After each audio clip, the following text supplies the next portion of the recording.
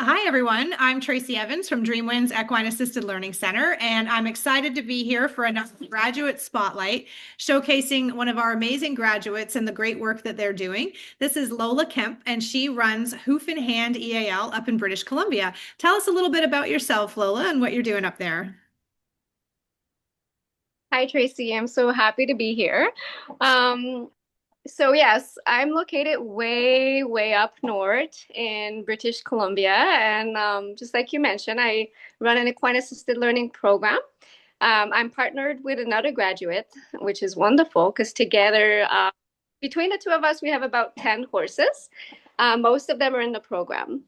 And so we work with a lot of schools and community agencies. Oh, fantastic. So tell me a little bit about life before your certification. What was it? What did it look like? What did you do? And what really drew you to this work initially? Well, I love to share a little bit of how I came to EAL because Awesome. I didn't grow up in a farm. I didn't even grow up around horses. I grew up in the city, downtown Montreal. You might hear my accent. So Here, I yeah. grew up in a French Canadian family. I didn't speak a word of English. And we just didn't have access to horses, but I loved them. I just, longed for them so much. And then as a teenager, I was struggling with addiction and school dropout. And the school counselor, she found me a spot to volunteer in a barn where they were doing therapeutic riding. Okay. And so um, being with the horses in that very special way, I would get them ready for their session and just seeing the amazing gift that they were bringing to these children that were mentally and physically disabled. It just really changed something in me. So I felt a sense of purpose and responsibility, and as a 15 years old, I actually started to change my life around, and so that was the seed. And I like to say that I think that I somehow made a deal with myself that I would return to this place, and I would share with the world that special gift where horses can help people grow. And so many years later, 15 years later, and many lifestyle later, I came to northern British Columbia, met my husband, became a mom, and I got certified with Cartier in 2020. They actually came up to the Kispiox Valley. Oh, wow. Uh, yeah. So I got certified, and then COVID hit, so things got a little bit dormant. Um, and in 2023, I started my company, and yeah, so that's how I got to this. The first few years of Hoof in Hands were very slow. We were actually wondering if it was going to work, and then what happened there is we started to create partnership with other community agencies, with nonprofit societies, and because of how remote we are, really, there's just not a lot of people up north. And so but through these partnerships, we started to be able to offer programs. Oh, And that is amazing. yeah. And that's the secret. And we teach that as well, just how important those partnerships are for sure. Absolutely. So, and I love your story. You know, so many of us didn't grow up with horses and found our way here and were impacted by them so much that we have that passion to share it. And I just love how they've helped you change your life. That's beautiful. When you think about the programs that you've run and all the great work that you've done, can you share a moment with a client or a group where you really saw the impact and maybe a favorite memory? Hmm. Yes, there is so many, and I wish we wrote them all down and kept them in a little book. I think an overarching theme is, and I'll get into a story, but just an overarching theme is just the joy and just, yeah, like the pure joy that are on our participants' faces. I work with children as young as 7 years old, and then teenagers, and then adult facing barriers. And a lot of people come to horses and they are scared. They come and they have their walls up. And we're not worried because we know that within 30 minutes these people are going to be out there with the horses, and they're going to be coming back. Our programs are usually 6 to 10 week, and our participation level is up to the roof. People are returning, and the kids don't want to leave. But a special memory, it's actually just this last fall. I had a group of adult indigenous. So yeah, I forgot to mention that we run our program on the Wet'suwet'en and Gitxsan territories, and so pretty much all of our participants are First Nation. And so I had a group of adult-facing barriers, and this man who is very tall, broad shoulder, like this big piece of a man. He was very quiet and wasn't necessarily engaged with the horses right away. He was a little bit standoffish. And towards the end of the program, we brought in one of our new rescues. So most of our horses are rescues.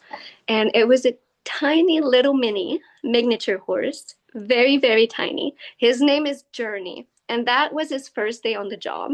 Oh. So I introduced Journey to the group, and I said, Journey's coming from a tough place.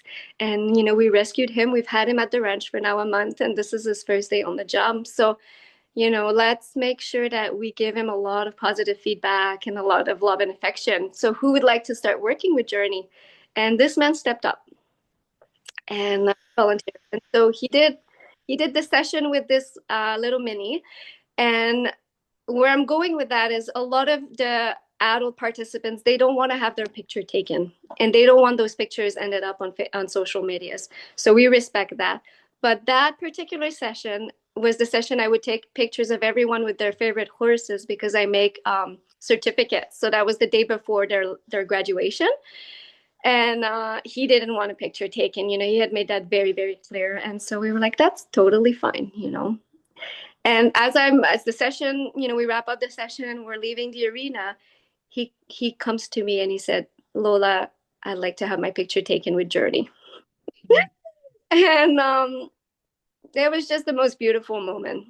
Yeah. So the picture, he had so much pride in his face, and those two together, and the light was coming through the arena, and that's really special. So the connection and kind of maybe the sense of congruency between those two beings, and yeah, the work that they did together was quite precious. Oh, nice. That's so nice. Don't you find the people who come in who are afraid are the ones that most likely want to tuck your horses in the trunk of their car on the way home? Like they're so into it by the end of the session. And that horse would fit in the trunk of No your car. doubt. Perfect. So now switching it over to you, how do you think this work has changed you? Maybe not even professionally, but personally. Like what have you gotten out of it? It's a journey. I mean, it's funny because that's the story of the horse, but it really is a journey. It's every group we work with, every program we run, the learning is for us as much as it is for our participants. Equine-assisted learning. I'm learning through this work really to develop these life skills that we are facilitating with people. I find often that when I come home, I'm a better mom. Oh, nice. And just valuing the horses in this way. It's very rare in the horse world that the horses, the spotlight is on them. And so to give it back to the horses, to let them teach, let them help, it's such a fulfilling journey. And it doesn't mean that I don't do other equestrian activity on the side. I have a whole really fun riding life, but it's not just that. Love that. Love it. So if someone was considering the certification, what would you want them to know as they're deciding where to go and how to build their own career? Well, being trained with a Cartier was a very complete curriculum. This book is my Bible, and it's all in there. And so it's just a very complete and thorough training. And then you kind of can adapt it to your colors. There's a lot of freedom as well. You can choose. I don't run the 13 sessions necessarily. You can pick and choose. So there's just a beautiful balance between your own personal creativity and freedom, and also having something that is really solid that you can draw from. Um, what I would say is hang in there. It's just like starting any business. I remember there was this one moment where I was, this has to work now because we can't keep doing this, and then, we just received a beautiful amount of funding and we're able to just flourish. So, and then creating the meaningful partnership not only in your community but with other facilitators. My partner in crime, she has a magnificent equestrian facility. We have an indoor and outdoor arena, heated barn, and all of that. I don't have this, Right. Yeah. but I have other things to bring, and so it's really this teamwork. Love that. Amazing. Yeah. And that's the one thing that drew me to the certification as well, is when you think about having that foundational curriculum that lets you go in whatever direction you choose. I think that's really important, the flexibility, Mm-hmm. and something I'm really proud to teach as well. Mm-hmm. So looking ahead, what are you most excited about building? What's next for you? Well, we're fully booked for spring 2026. Amazing. It's very exciting. And the diversity of our participants is very exciting too. We're working with 3 different schools, 2 primary, 1 secondary, working with adult groups. One of the group is pre and postnatal women.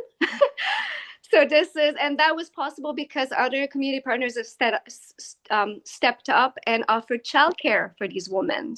Oh, that's And so, awesome. so there is a co-agency partnership to make it possible so these women can come to us. So, yes, so this is very, very exciting. And yeah, I think we're at this point where we're just growing. The more we are able to offer a program, the more people know about us in the community, and there's going to be a waiting list soon. Love that. That's always the goal. Amazing. Good for you.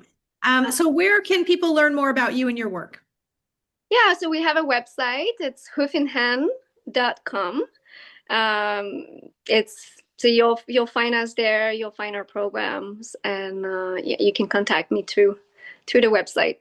Excellent. And I'll put that at the end of this video as well. So stay tuned for that page. You'll see all the contact information. Are you on social media as well?